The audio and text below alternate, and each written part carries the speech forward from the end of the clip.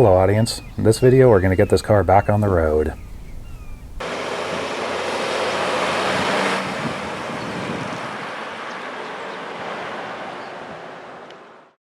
And now we're restoring the taillights.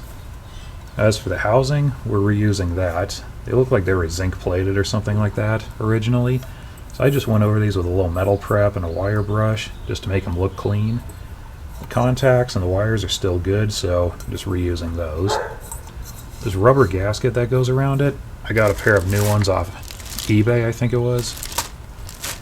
Also, I got a pair of new lenses, and these are actually Ford official licensed products. The only real problem I have is the trim ring, or the bezel. This particular one was used on the 60 and 61 Deluxe models, which is what I have, so it has to use these. They're not available new, at least to my knowledge, but good original ones and new old stock ones happen on eBay once in a while. This one was smashed, I kind of straightened it out. This one's better, but still not the greatest. I did find one replacement, however, while I was shopping for parts. This one, the ad read used original, but actually, I think this might be a new old stock one, because I don't see any marks where the screw heads have touched it. And this is only like 20 bucks or something like that, so this was a really good find. Unfortunately, for the time being, I only have one. And my original plan was to use this one, and then use the better of the two originals I have, but yeah, as you can see, it makes this one look horrible.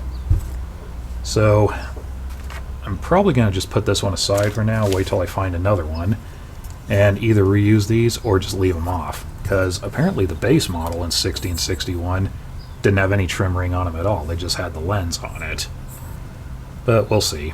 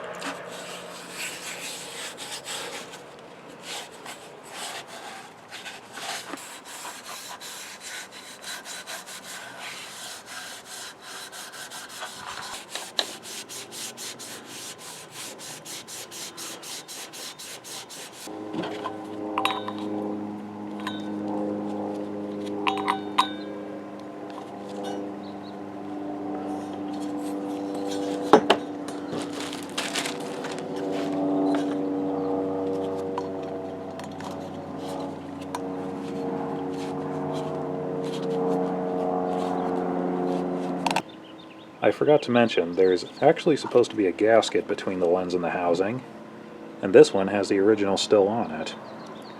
I forgot to order new ones, so for the time being, it's just going together without them.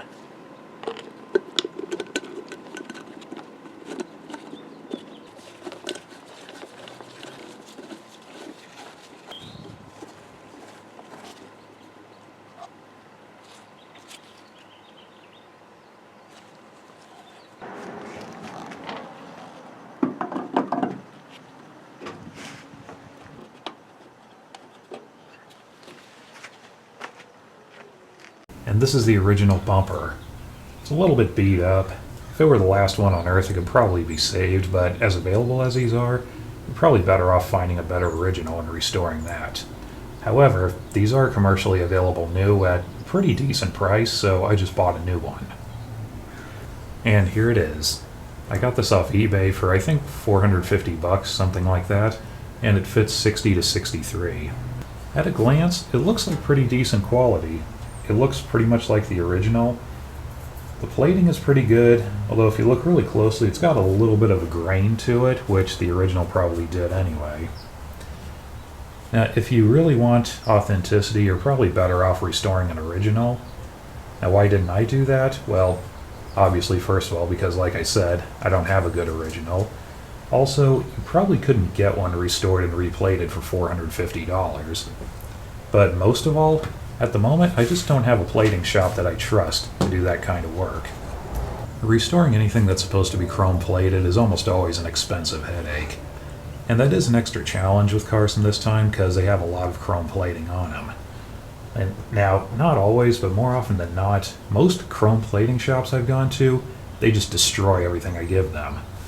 They round off all the sharp edges, they leave grinder marks in it, they dunk it in the vat for a couple of seconds, hand it back, and charge you $1,000. So whenever possible, if I can just buy something and throw it on instead of restoring it, I'm very tempted to do that. Now that is not going to be the case with the front bumper, however. That is not available new, so I'm going to have to restore that the hard way. Now, the biggest concern that worried me about this was, is it going to fit? Because that's generally the problem with aftermarket bumpers. They're usually just dimensionally not quite right and they don't fit as good. And since they're chrome plated, you can't really alter the dimensions of them. This one I mocked up already and it does fit pretty well, so that's good. The only real problem I found with it is there's supposed to be a plate in here that holds the license light, which it doesn't have. And it looks like it never did. And here they are together. Now, as far as the general shape and dimensions go, the new one is pretty close to the original. I mean, the only thing I can find on it is, I think this part here is not quite as deep as this. I think this goes a little further down, but that might just be an optical illusion. I'm actually quite impressed with the quality of it. And like I said, there's nothing here. This is the plate that it's supposed to have. This is quite a disappointment to me. I didn't expect it to be missing that.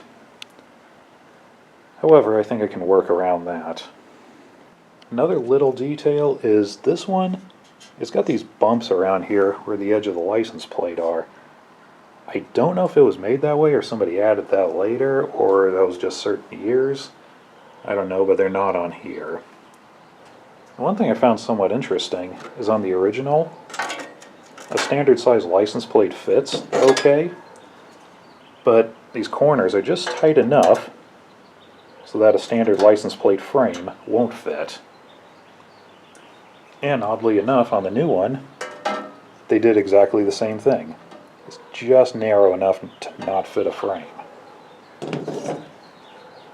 That is some impressive attention to detail.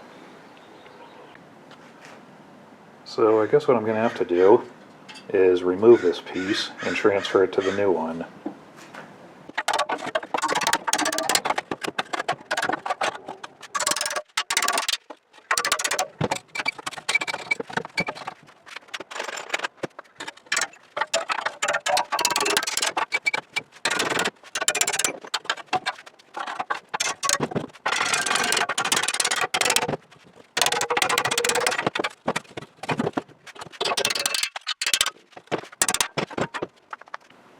Remember, kids, safety first. And there it is. I beat it up quite a bit more than I wanted to, but I think even straightening it is going to be less work than it would have been to drill out all the spot welds. The first thing we're going to do is try to clean all the rust off of this. Now there's a zillion different ways of cleaning rust off steel with varying degrees of success. This is what I've been using. I did with most of the chassis parts. I got this stuff, concrete and metal prep. This is available at Home Depot for like 20 bucks a gallon. And I usually mix about 50% that, 50% tap water, and just mix up a vat of that stuff and soak it overnight. So I found a tray that'll hold this. So I'm going to mix it up just till it's above that and then let it sit until tomorrow.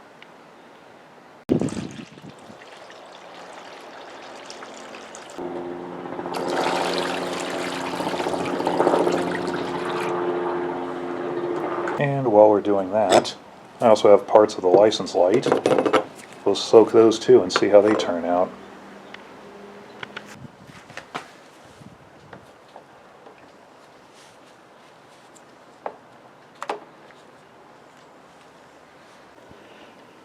And it is not the next day, it is actually 2 days later. I flipped this thing over a couple of times yesterday, and this is what it looks like now.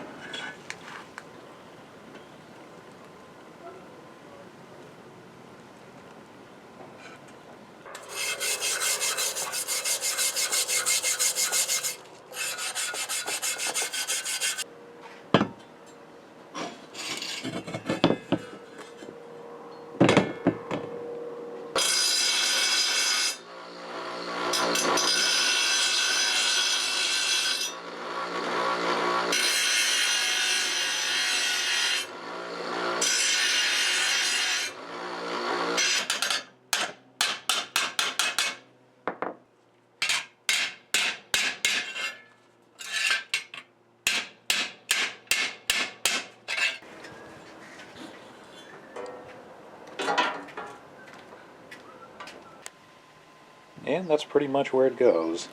Now there's the new challenge of installing it. I can't weld it on because I don't want to risk damaging the plating.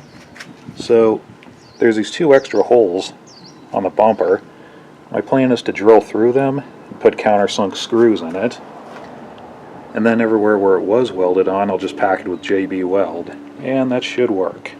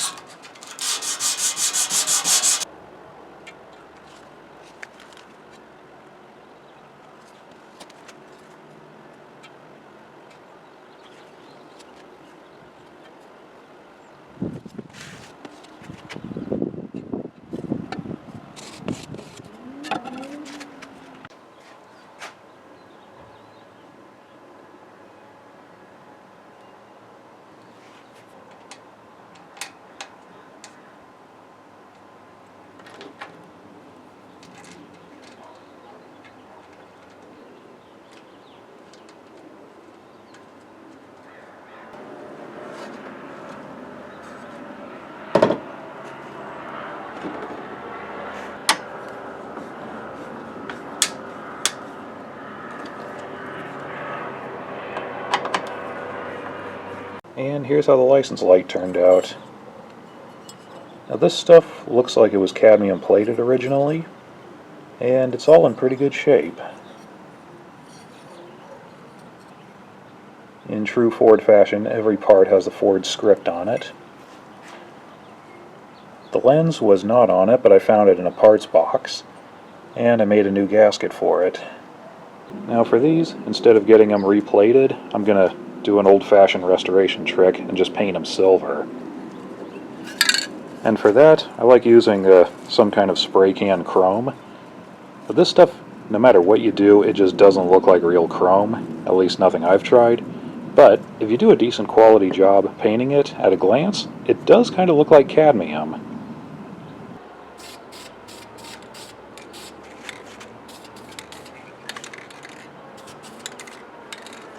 Now, one little detail I need to sort out before installing the bumper is originally there was a rubber seal that went between the back panel and the bumper. What functional purpose that served, why it was there, I have no idea, but it was there. And you may notice, not just on Fords, but most cars from the 60s all had this. There's these little, like, staple holes across the back panel, and that's what that's for. That's what held it on. But this is one of those little details where if you don't know about it, you'll be content for the rest of your life, but once somebody points it out to you, you can't unsee it. And there are a number of enthusiasts out there that look at restored cars, and this is one thing they look for to see if you actually replace these. And yeah, I've been one of those enthusiasts before. So I got a kit from Classic Industries, rear bumper to body seal, or splash apron. And this is what's included in the kit.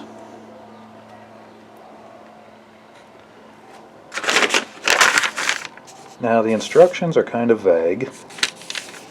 If it is a 60 to 63 model, you need to trim 1 1/8 inch off of this piece.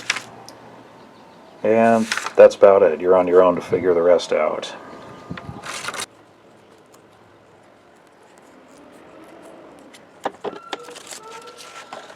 As for the centerpiece, it's pretty obvious how that goes on.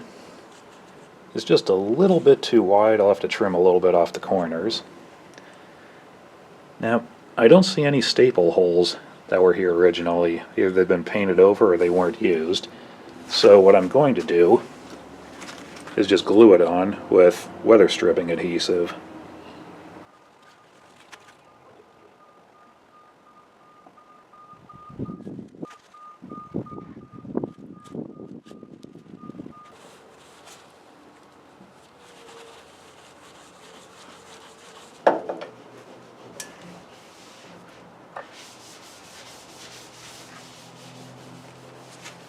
Now for these end pieces, the instructions are not very clear about it, but it looks like this just wraps around the edge of the panel.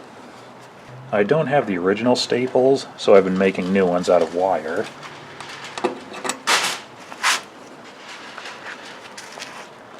And the way I've been doing it is I set it up, very carefully work out where the holes need to go, then I punch them in with a drywall screw, then put the staple through it, and then just carefully work the staple all the way through, then bend it around with a pair of pliers.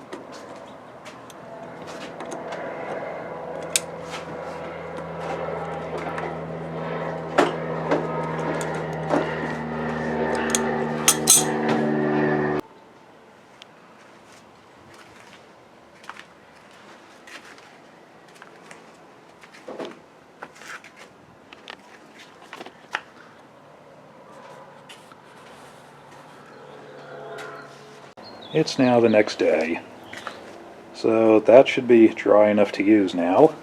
And it's been 2 days since I put the bumper together, so the JB weld should be fully dried. So that's ready to go. The bumper brackets, like everything else, I soaked them in acid overnight and then spray canned them. The bolts that hold it together are supposed to have stainless steel caps on them. I didn't have a good enough set, so I got these off Amazon. They're supposed to be chrome plated, but they don't look like chrome to me. But I did get them overnight. Probably get a set of stainless steel ones later and swap them out, but for now it'll work.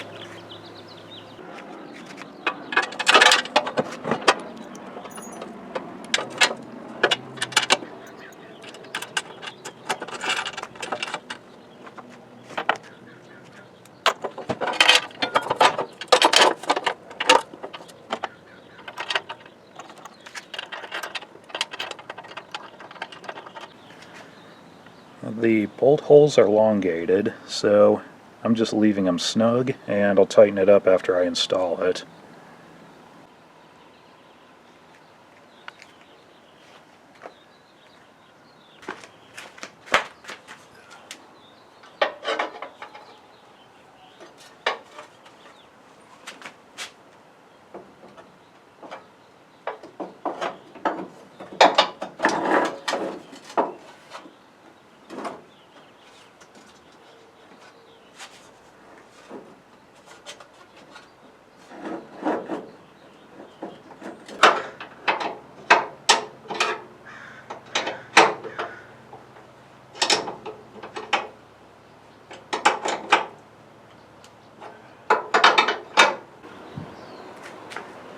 And that is how it looks.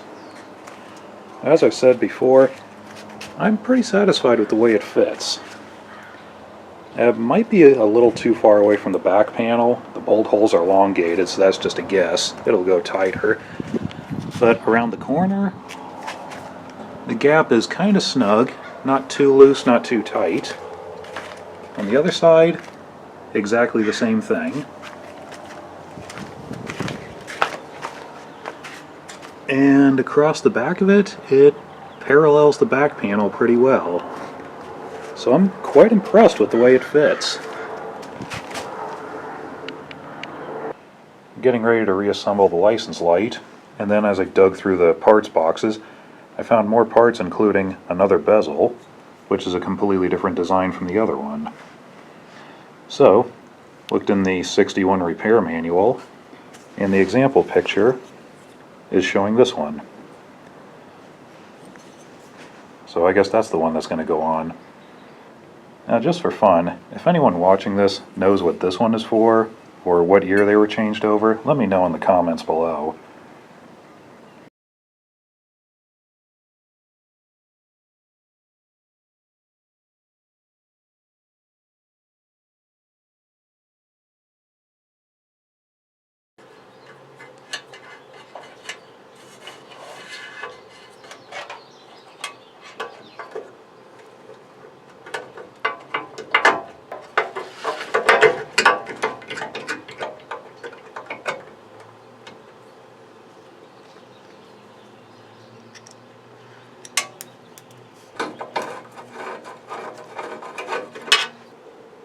Now the wiring on this is still kind of a mess. It's got the original harness in it, and some wires have been cut off and taped back on. Now my plan was to do something about this while I had the car this far apart. Either make a new harness, buy one, or restore this one. But I decided that's just too much work. So for now, I'm just going to reuse this one. I'm not even going to route it the way it was. And go back to this at a later date. Because I can swap this out in an afternoon if I have to. I am, however, going to put the factory original wire clips back in place so I don't lose them.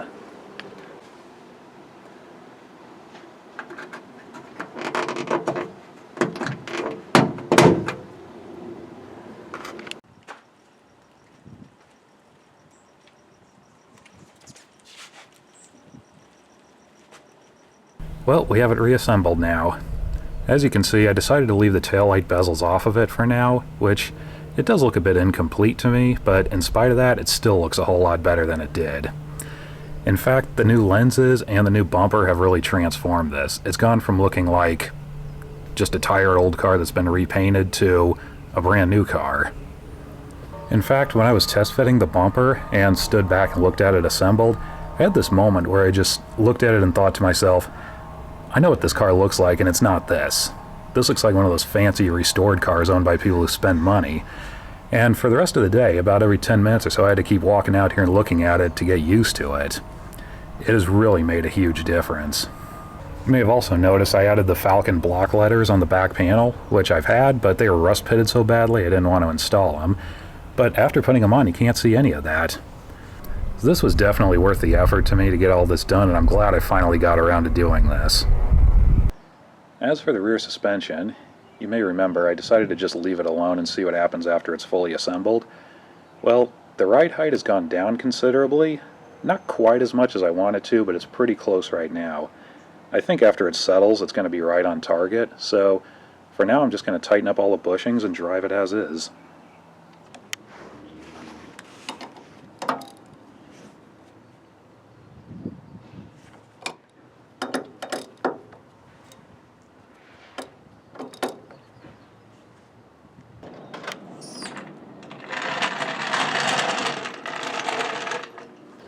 Now let's go drive somewhere.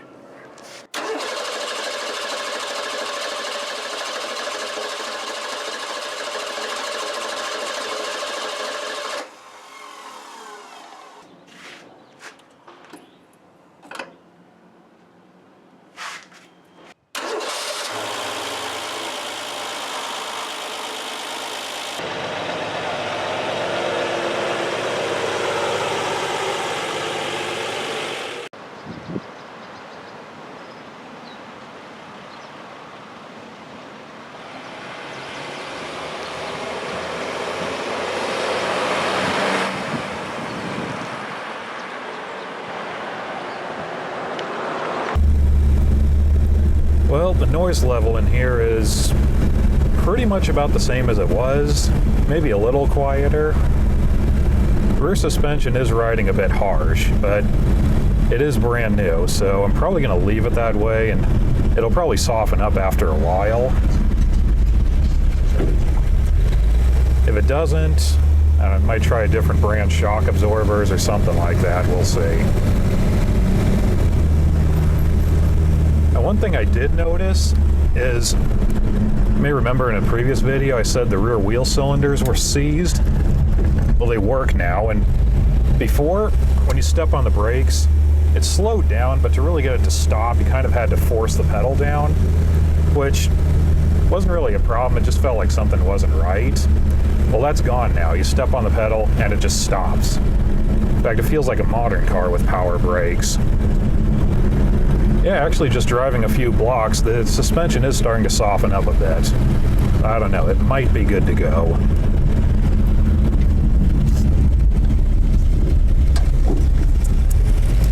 You know, one thing about this car, even though it has turn signals and they work, just driving it, I just feel the urge to use hand signals. You know, actually, I think it is quieter in here than it was before because I'm hearing a lot more wind noise from the dry rotted seals all over the place that I never used to hear before.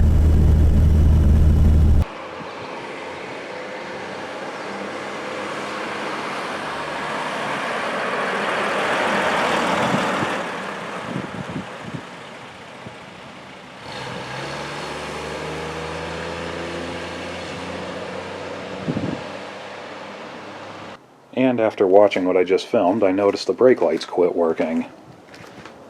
You might have noticed that too. Well, I got them working now. Well, that's it for now. It runs and drives, I didn't make it worse. Now, my original goal was to not only repair the suspension, but fix everything on here from here back and everything on the floor. I didn't quite get that far, but I did drastically shorten the list of things to be done. And now we're down to just wiring, taillight gaskets, maybe a new fuel line. That's about it. So to me, that's a win. So the next thing to do on this is either do the same thing to the front of the car, take everything apart, detail it, put it back together, or work on the interior. I'm probably going to work on the interior next because that's what stands out the most at the moment. But that's another big job that's going to take several months, so I'm probably going to put that off for a while and make some progress on the other cars. But that's the general plan. So anyway, thank you for watching, and we'll see you next time.